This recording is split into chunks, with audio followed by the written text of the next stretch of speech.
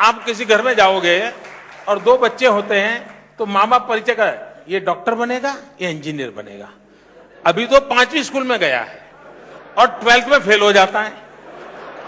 अब उसके मन पे प्रेशर रहता है, यार माँ ने तो कहा था डॉक्टर बनना है। अच्छा, फिर वो टीचर बन गया। टीचर बनने के बाद उसको आनंद नहीं आता है, वो लगता है यार डॉक्टर बनना था टीचर बन गया, डॉक्टर बनना था टीचर, यानी टीचर की लाइफ को भी एंजॉय नहीं कर पा रहा है वो, क्योंकि सोच में गड़बड़ थी। और इसलिए मैंने अपने जीवन में मान करके चला हूं, कभी कुछ बनने का सपना मत देखो, कुछ करने का जरूर सपने होने चाहिए और उस करते रहना चाहिए। मित्रों, मैं मुख्यमंत्री बना उस पल तक मैंने कभी सोचा नहीं था कि मैं मुख्यमंत्री बनूंगा। और मैं ये भी बता दूं, ये दुनिया में एस्ट्रोलॉजर इतने घूमते हैं जी, मुझे कोई मिला नहीं अभी तक। किसी एस्ट्रोलॉजर ने मुझे मुख्यमंत्री बनने का नहीं कहा था, किसी ने नहीं। और इसलिए भाई मेरा मत है, मुझे जब जो काम मिले बड़ी लगन से करता रहता हूं। अभी गुजरात की जनता ने मुझे काम दिया है, बहुत जी जान से लगाऊं मित्रों, पागल की तरह लगाऊं मैं। तो बड़ी अपॉर्चुनिटी है, दुर्भाग्य से हम गवा रहे हैं, वो है हमारी युवा शक्ति, हमारी मातृशक्ति।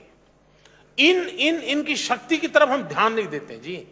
हमने एक छोटा सा प्रयोग किया सखी मंडल का, गांव की गरीब माताओं बहनों को मैंने जोड़ा। आज 25 लाख बहनें उसमें जुड़ी हैं and they are taking care of 1700 crore rupees का बिजनेस करती है ईयरली। 1700 करोड़ रुपीज गरीब गांव की महिलाओं के माध्यम से ज्यादा, और within near future we will cross 5000 crore rupees, जो सिर्फ इन गरीब महिलाओं के हाथ में होगा। मित्रों, ये इतनी बड़ी ताकत है हमारे। अब कुछ लोग कहते हैं ना देश के ग्रोथ को 9% करना है तो क्या करें। मैं कहता हूं हिंदुस्तान की माताओं बहनों की शक्ति को जोड़ दीजिए, आप 9% ग्रोथ के लिए डबल ताकत हो जाएगी, आपकी डबल ताकत हो जाएगी।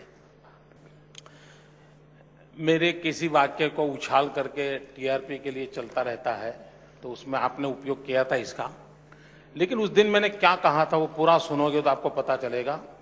मेरे और यहां बैठे हुए किसी के विचार में फर्क नहीं हो सकता है, लेकिन दुर्भाग्य है मीडिया वाले देश को कहीं पर भी खींचने की कोशिश करते हैं, ले जाते हैं, तो उसमें मैं भी उसका शिकार हो गया था।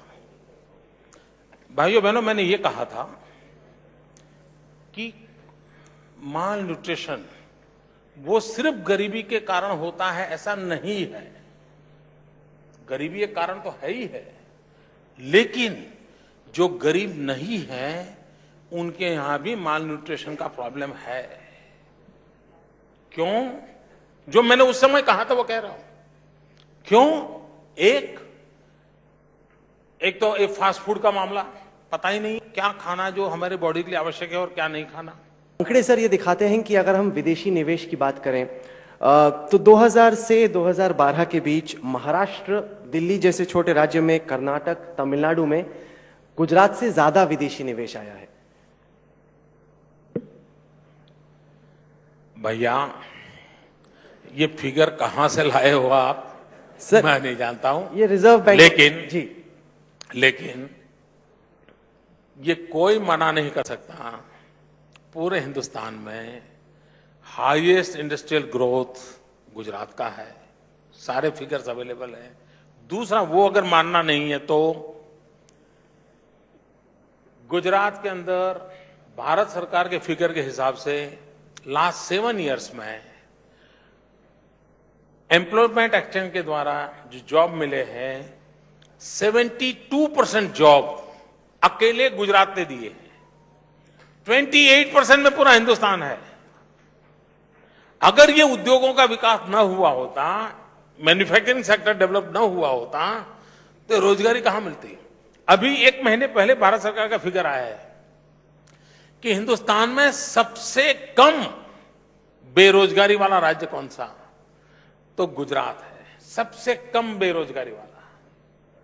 ये सब तब संभव होता है जबकि मेरे यहां मैन्युफैक्चरिंग सेक्टर में हम कुछ काम करते होंगे, तभी होता है, वरना तो हो ही नहीं सकता है।